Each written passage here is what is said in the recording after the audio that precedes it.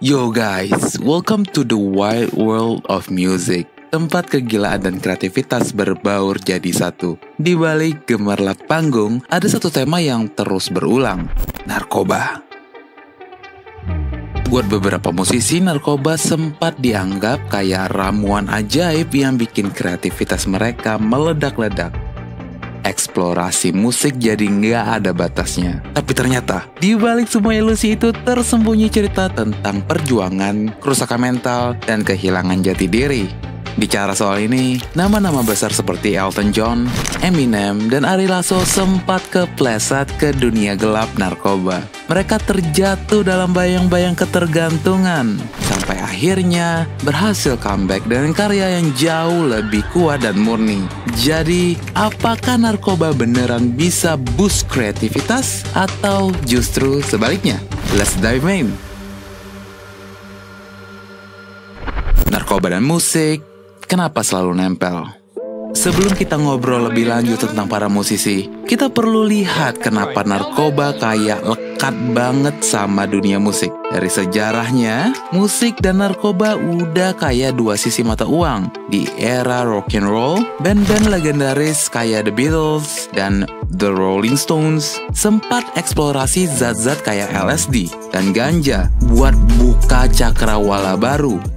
Banyak musisi waktu itu bilang bahwa mereka merasakan sensasi baru, ide-ide liar, dan out of the box ketika mereka memakai zat-zat tertentu.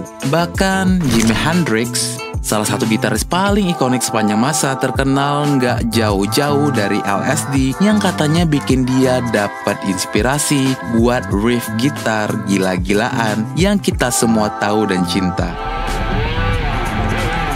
Nah, tren ini nggak cuma berhenti di era 60-an atau 70-an aja guys. Tahun 80-an dan 90-an adalah dekade di mana jenis-jenis narkoba baru masuk ke skena musik. Dan kokain sama heroin jadi pilihan populer. Sayangnya, narkoba seringkali juga jadi jebakan yang sulit dilepaskan. Dan gak sedikit musisi yang karirnya berakhir tragis gara-gara gak bisa lepas dari ketergantungan. Di Indonesia, fenomena ini juga gak asing. Di akhir 90-an, musisi kayak Ari Lasso yang saat itu jadi frontman dari Dewa 19 juga sempat terjerumus. Ia tergoda oleh euforia ketenaran, tekanan industri musik, dan akhirnya terjebak dalam dunia narkoba. Nggak cuma sampai di situ, banyak musisi yang akhirnya sadar bahwa narkoba justru menghancurkan mereka, baik secara mental, fisik, maupun kreativitas mereka. Elton John, Eminem, dan Ari Lasso adalah 3 contoh musisi besar yang berhasil lepas dari ketergantungan. Mereka membuktikan bahwa kreativitas sejati justru muncul ketika mereka bebas dari narkoba. Jadi cerita mereka ini sebenarnya adalah bukti nyata bahwa ketergantungan bukanlah jalan menuju kreativitas yang autentik dan murni. Elton John dari panggung glamor ke rehabilitasi. Let's start with Elton John. Penyanyi flamboyan yang satu ini emang gak perlu diperkenalkan lagi. Elton John dikenal bukan cuma karena musiknya yang catchy dan powerful, tapi juga gaya panggungnya yang unik dengan kostum-kostum outlandish, kacamata besar, dan kepribadian yang kuat banget. Tapi tahu nggak sih kalau di balik semua itu Elton pernah bergulat dengan kecanduan kokain dan alkohol. Yes, di puncak ketenarannya Elton merasa bahwa kokain memberi dia kepercayaan diri ekstra. Dia merasa lebih hidup di atas panggung, lebih kuat, lebih berani. Semuanya hanya ilusi yang diberikan kokain.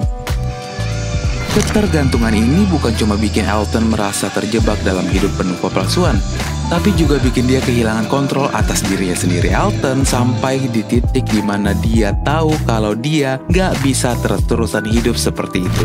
Di akhir 80-an, dia memutuskan buat rehab. Keputusan ini gak mudah, tapi itu adalah titik balik yang akhirnya mengubah hidupnya. Setelah berhasil bebas dari narkoba, Elton comeback dengan karya-karya yang lebih matang, lebih jujur dan emosional. Dia akhirnya menyadari kalau kreativitas sejati datang dari diri yang utuh, bukan yang terpecah belah karena narkoba.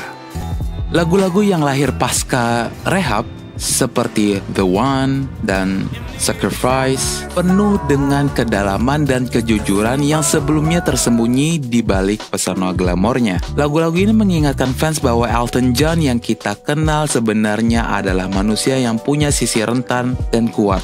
Dan itu semua hadir tanpa bantuan narkoba. Eminem, sang rap god yang bangkit dari keterpurukan. Sekarang kita move ke Eminem, sang rap god. Siapa sih yang gak kenal rapper satu ini? Eminem dikenal sebagai salah satu rapper terbaik dengan lirik-lirik tajam dan flow yang bikin kita takjub. Tapi siapa sangka di balik karirnya yang gemilang, Eminem pernah hampir kehilangan segalanya gara-gara ketergantungan narkoba. Vicodin, Valium, dan Xanax jadi teman setia Eminem di masa-masa kelam hidupnya. Ketergantungan ini bukan cuma hampir menghancurkan karirnya, tapi nyaris merenggut nyawanya setelah overdosis. Titik balik datang saat dia sadar bahwa dia harus berubah, terutama untuk keluarganya. I want to thank my little girl. You know, without her I wouldn't be here right now. Hi Haley Jade, I love you baby. My little girl, because without you I wouldn't be here tonight. Thank you baby, daddy loves you. Eminem memutuskan buat rehab dan setelah proses yang panjang dan penuh perjuangan, dia berhasil bangkit. Albumnya Relapse and Recovery adalah bukti nyata dari perjalanan batin Eminem yang penuh dengan sakit dan perjuangan. Di album Recovery, Eminem benar-benar menuangkan rasa, sakit, frustasi, dan harapan untuk masa depan. Lirik-lirik di album ini benar-benar jujur dan personal, ngasih kita insight tentang betapa gelapnya dunia yang dia tempuh waktu itu. Eminem ngebuktiin bahwa tanpa narkoba, dia masih bisa menciptakan karya yang kuat dan bermakna. Comeback-nya bikin dia makin dihargai sebagai rapper yang gak cuma jago bikin lirik, tapi juga punya cerita hidup yang inspiratif. Dari sini, Eminem jadi bukti bahwa ketergantungan gak ada hubungannya sama kreativitas sejati. Ari Lasso, vokalis yang comeback kuat dari dunia gelap. Terakhir, kita ke Indonesia guys. Ada Ari Lasso, vokalis yang udah nggak asing lagi buat fans Dewa 19. Ari Lasso sempat jadi vokalis dengan suara yang khas dan energi yang bikin fans jatuh cinta. Tapi siapa sangka dia juga pernah terperosok ke dunia gelap narkoba. Ketergantungannya bikin dia nyaris kehilangan segalanya. Bahaya narkoba saat itu, taunya kan seakan-akan musisi-musisi luar negeri, bintang-bintang luar negeri itu keren gitu pemakai narkoba. Kita cobalah gitu. Awal. Saking parahnya, Ari sampai harus kehilangan hampir semua yang dia cintai dan menyadari kalau ini bukan hidup yang dia inginkan. Di titik terendahnya, Ari akhirnya memutuskan buat rehab. Setelah melewati proses panjang, dia comeback dengan solo karir yang gak kalah keren. Album-album solonya seperti Sendiri Dulu dan Keseimbangan gak cuma jadi bukti comeback yang luar biasa, tapi juga punya kedalaman yang jujur yang gak dia temukan waktu dia masih tergantung sama narkoba. Lagu-lagu di album-album ini jadi cerita tentang bagaimana Ari berhasil lepas dari dunia gelap dan menemukan kembali cintanya pada musik yang murni dan tulus. Ari Lasso nunjukin bahwa ketergantungan narkoba bukan akhir dari segalanya, tapi awal buat hidup yang lebih baik. Comeback-nya jadi inspirasi buat banyak orang, terutama fans di Indonesia yang mungkin pernah terjebak dalam situasi serupa. Pelajaran dari mereka. Nah, dari kisah mereka bertiga, kita bisa belajar bahwa narkoba itu nggak pernah jadi jawaban buat kreativitas. Justru Elton, Eminem, dan Ari nunjukin bahwa kreativitas terbaik lahir ketika mereka bebas dari ketergantungan. Ketika mereka memutuskan buat hidup lebih jujur dan nyata, karya-karya mereka malah jadi makin impactful, makin nyampe ke hati fans. Kisah comeback mereka bukan cuma kisah sukses biasa, tapi bukti bahwa karya terbaik datang dari jiwa yang bebas, bukan dari jiwa yang terperangkap ilusi.